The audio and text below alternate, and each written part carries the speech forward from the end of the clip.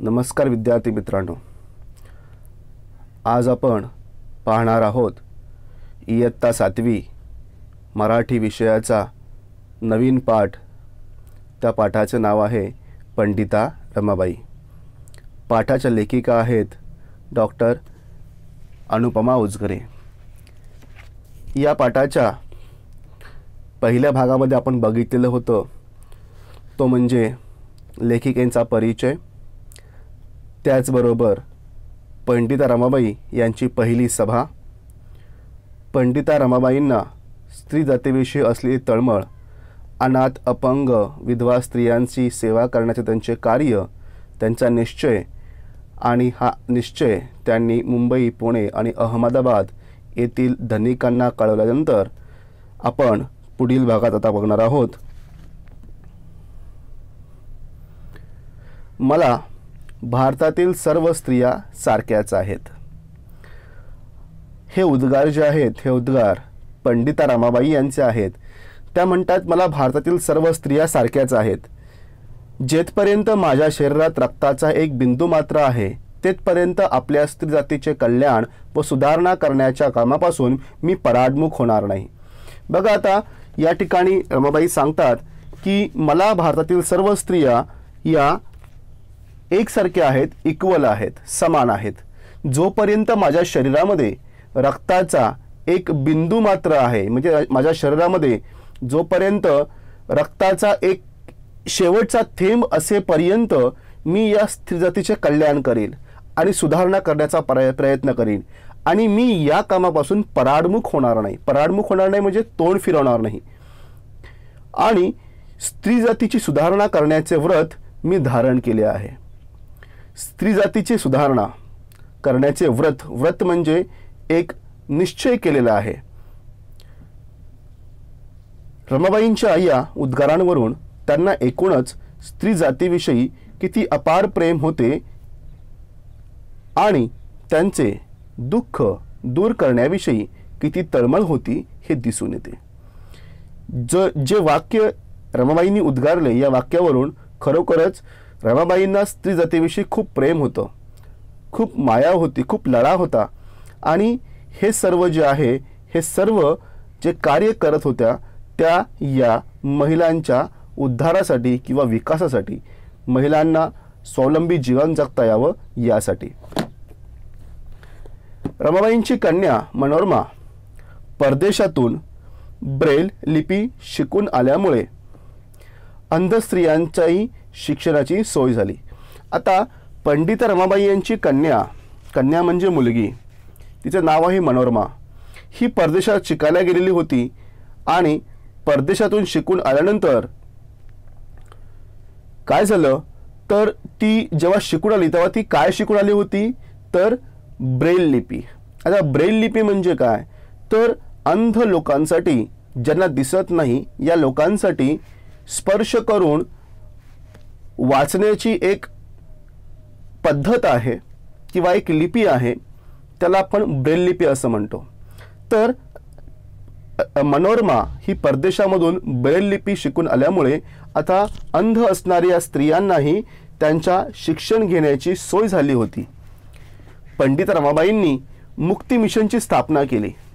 आता मुक्ती मिशन नावाची संघटना जी आहे याची स्थापना रमाबाईंनी केली। मुक्ती मिशनमध्ये जुजबी शिक्षण देऊन मुलींना स्वावलंबी करत असतानाच रमाबाईंनी एक लहान उद्योग सुरू केले। आता मुक्ती मिशनमध्ये काय झालं तर मुलीला शिक्षण द्यायचं। कसं शिक्षण? जुजबी म्हणजे काय, ज्याचा रोजच्या जीवनामध्ये त्यांना उपयोग होईल। त्या शिक्षणामुळे मुलींना रोजच्या जीवनामध्ये आपल्या उदरनिर्वाहासाठी काही पैशांची गरज असते तर त्या व्यवसायातून किंवा उद्योगातून त्यांना पैसा मिळू शकेल, ज्या कारणाने ते आपला उदरनिर्वाह करू शकतात। अशा प्रकारचं शिक्षण म्हणजे जुजबी शिक्षण त्या मुलींना देत होत्या, स्वावलंबी करत होत्या। आणि त्याचबरोबर त्यांनी लहान लहान उद्योग आणि व्यवसाय सुरू केले। आता ते उद्योग आणि व्यवसाय कोणकोणते होते तर ते आपण बघूया की केळीच्या सोपट्यापासून टोपल्या बनवणे। केळीच्या सोपट्या म्हणजे केळीचा जो काही खोड असतं, या खोडापासून ज्या काही स्ट्रीप निघतात, या स्ट्रीप पासून काय करायचं तर त्याच्या टोपल्या बनवायच्या।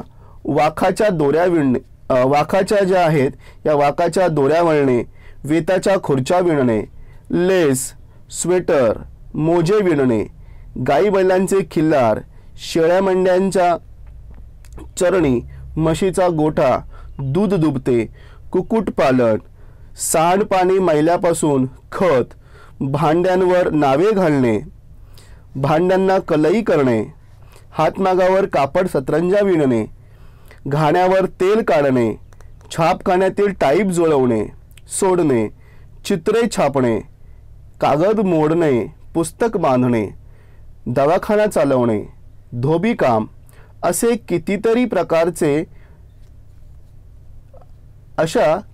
प्रकारचे उद्योग या स्त्रिया करत.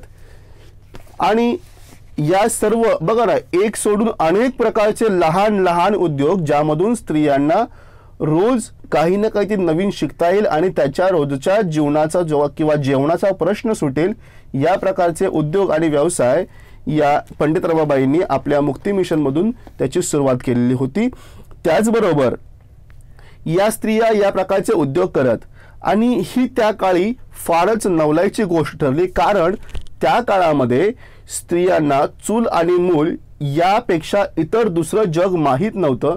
आणि त्या काळाची जी परिस्थिती अशी होती की स्त्रियांना घराच्या बाहेर किंवा उंबरठ्याच्या बाहेर पडणं त्या काळामध्ये शक्य नव्हतं. आणि अशा काळामध्ये या स्त्रिया या प्रकारचे उद्योग करतात, ही गोष्ट फार नवलाईची म्हणजे एक वेगळी ठरली. 2500 लोक बसू शकतील असे प्रार्थना मंदिर बांधताना काटकसर म्हणून रमाबाईंनी त्याचा आराखडा स्वतःच तयार केला. आता 2500 लोक बसू शकतील, 2500 म्हणजे 2500 पर्सन्स ॲट दॅट टाइम त्या ठिकाणी बसू शकतात असं प्रार्थना मंदिर म्हणजे चर्च बांधताना थोडीशी काटकसर म्हणजेच काय की थोडासा खर्च कमी करता यावा म्हणून रमाबाईंनी त्याचा आराखडा म्हणजे स्ट्रक्चर. जेव्हा एखादी इमारत आपण बांधतो तेव्हा त्याचा स्ट्रक्चर एक इंजिनियर किंवा एक आर्किटेक्ट त्याचा स्ट्रक्चर बनवतो की कोणत्या ठिकाणी पार्किंग असेल, कोणत्या ठिकाणी किचन असेल, हॉल कोणत्या ठिकाणी असेल, एंट्रन्स कसा असेल, याची एक आकृती म्हणजे स्ट्रक्चर, त्याला आपण मराठीत आराखडा असं म्हणतो. तर याचा आराखडा बनवण्याचं काम हे स्वतः पंडिता रमाबाईंनी केलं. आणि त्याचबरोबर हे काम करत असताना स्वतः डोक्यावर विटांचे घमेले वाहून बांधकामाला हातभारही लावला. म्हणजे फक्त आराखडे करण्याचं जे काही एका जागी बसून करण्याचं काम त्यांनी फक्त दाखवलं नाही, तर इतर स्त्रियांना मदत म्हणून त्यांनी डोक्यावर विटांचे घमेले, विटा म्हणजे ब्रिक्स ज्याच्यापासून आपण भिंत बांधतो, त्या विटांचे घमेले म्हणजे एक प्रकारची टोपली, ते वाहून बांधकामाला हातभार लावला. कुठलेही काम करण्यात कधीच कमीपणा मानला नाही. कोणतंही काम असो, लहान असो मोठं असो, ते काम करण्यामध्ये त्यांनी कधीही कमीपणा मानला नाही की हे काम लहान आहे, हे काम मोठं आहे, हे काम पुरुषांचं आहे, हे काम स्त्रियांचं आहे, असा कामामध्येही त्यांनी कधी भेदभाव केला नाही.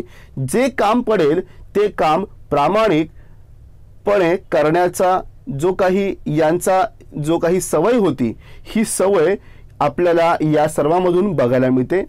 त्याचबरोबर श्रमप्रतिष्ठाचा धडा त्यांनी आपल्या कृतीतून आश्रमातील मुलीला दिला. आता श्रमप्रतिष्ठा म्हणजे काय, तर प्रत्येक काम हे लहान किंवा मोठं नसतं, काम हे काम असतं. प्रत्येक काम जर प्रामाणिकपणे केलं तर आपल्याला समाजामध्ये मान, सन्मान, प्रतिष्ठा मिळते. जो कष्ट करतो त्याला प्रतिष्ठा मिळते. हा जो धडा आहे, हा धडा या रमाबाईंनी आपल्या कृतीतून म्हणजे काय, त्यांनी आराखडाही बनवला, त्यांनी डोक्यावर विटाचं घमेलही वाहिलं आणि इतर अनेक कामं त्यांनी स्वतः करून दाखवली, त्यांनी कृती केली आणि यातून या आश्रमातील मुलींना एक नवीन धडा मिळाला असं या ठिकाणी सांगण्यात आलेलं आहे.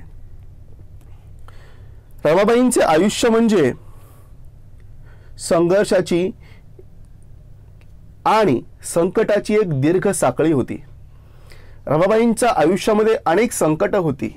पतींचा सहारा नाही किंवा नवऱ्याचा आधार नाही, मुलगी परदेशात शिकणारी, अनेक प्रकारावरून अनेक बाजूंनी संकट, म्हणजे एकामागून एक साखळी म्हणजे चेन, एकामागून एक संकट त्यांच्या मागे होती, त्यांच्या आयुष्यात येत होती.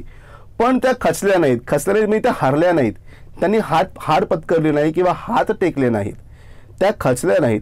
स्त्रीचा एक व्यक्ती म्हणून विचार आणि विकास करू पाहणाऱ्या पंडित रमाबाई या सहस्त्रकातील एक कर्मयोगिनी व सच्शील साध्विक होत्या.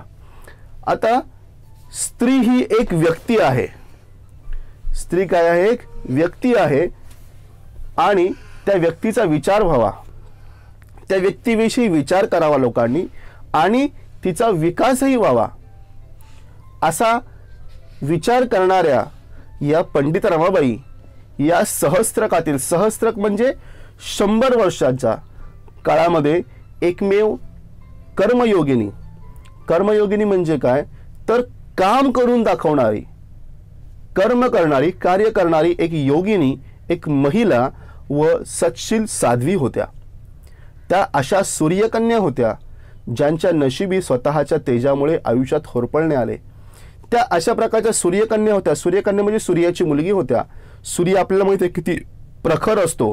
जेव्हा सूर्य आपल्याला उष्णता देतो किंवा प्रकाश देतो तेव्हा स्वतः सूर्य खूप आतून जळत असतो, पेटत असतो. स्वतःच्या त्या उष्णतेमुळे त्यालाही त्यालाही त्रास होत असतो. आणि त्याचीच मुलगी ही असं म्हटलेलं आहे की सूर्याची मुलगी किंवा सूर्यकन्या, जिला स्वतः दुसऱ्यांना प्रकाश देता देता तिला स्वतःच्या आयुष्यामध्ये अनेक संकट सहन करावी लागली, भोगावे लागले आहेत.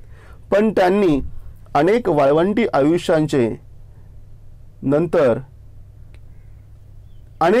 त्यांनी काय केलं, जसं जमेल तसं अनेक प्रकारे वाळवंटी आयुष्यांचे म्हणजे महिलांच्या जीवनामध्ये असणारे दुःख, संकट, या वाळवंटी आयुष्याचे नंदनवन करत कित्येक काळोखी आयुष्ये उजळून टाकले. या स्त्रियांच्या जीवनामध्ये असणारे संघर्ष, संकट, त्याच प्रकारे त्यांना जीवनामध्ये येणारे अडचणी या सोडवत त्यांचं जे काही जीवन आहे हे नंदनवन म्हणजे रंगीत आनंदाने त्यांना जगता यावं यासाठी कायम प्रयत्न केले. आणि अशा या सर्व स्त्रियांच्या वाळवंटी आयुष्याचे नंदनवन करत कित्येक काळोखी आयुष्ये उजळून टाकली. ज्या स्त्रियांच्या आयुष्यामध्ये काळोख होता, अंधार होता, त्या स्त्रियांचं जीवन हे प्रकाशाने उजळून टाकण्याचं काम पंडिता रमाबाई यांनी आपल्या जीवनामध्ये केलं. म्हणजे बघा विद्यार्थी मित्रांनो, एखाद्या गोष्टीचा निश्चय केला तर ती गोष्ट पूर्ण करण्यासाठी आपण अथक प्रयत्न केले पाहिजेत. यशस्वी आपण होतोच, परंतु त्यासाठी प्रयत्नांची पराकाष्ठा करणे, अत्यंत मेहनत करणे फार गरजेचं असतं. हे याचं एक उत्तम उदाहरण म्हणजे पंडित रमाबाई हे आपल्याला डोळ्यासमोर ठेवता येईल. स्त्रियांच्या विकासासाठी आणि त्यांना सन्मानाने जगता यावं यासाठी पंडित रमाबाई यांनी आयुष्यभर प्रयत्न केले आणि त्या यशस्वी झाल्या. तर अशा प्रकारे आज आपण हा धडा बघितला आहे. तर धन्यवाद विद्यार्थी मित्रांनो.